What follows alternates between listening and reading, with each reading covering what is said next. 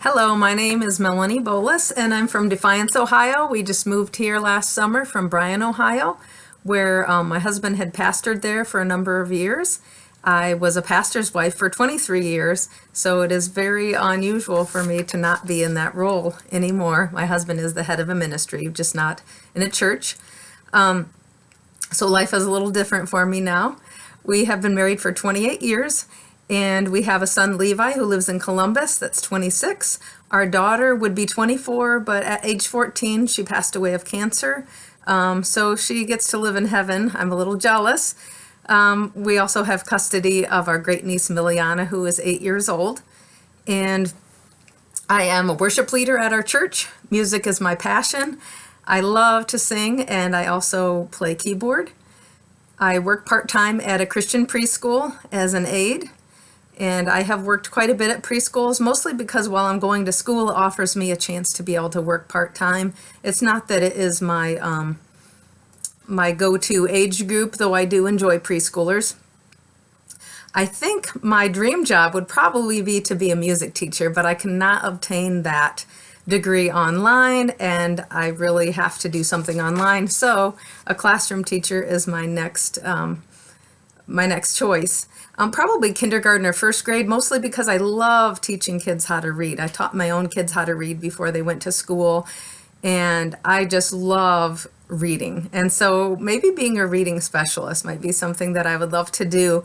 I'm excited about this class, learning methods of teaching kids how to read. I'm already learning new things with the guided reading and learning about balanced literature. When I was growing up, since I'm nearing 50, when I was growing up, it was mostly a phonics thing.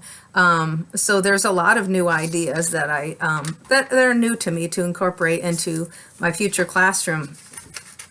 So what I understand about balanced literature, first of all, let me say what I understand about phonics and whole literature, and that is that phonics are really good for kids who learn by listening, and they can recognize the sounds and letters that compose words, and can blend those sounds together to read and write.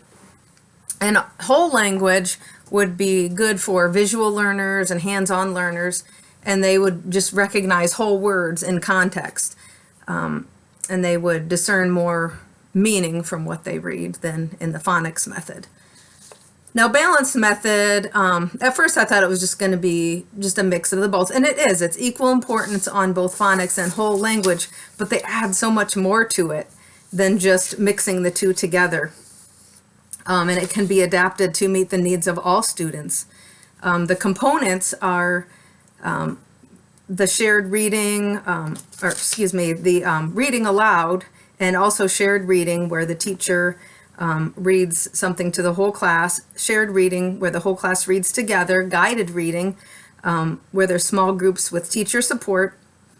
And what I thought was interesting and great is that they also provide that with the writing, that there's the shared writing, guided writing, and the independent writing, and there's also the independent reading in there too.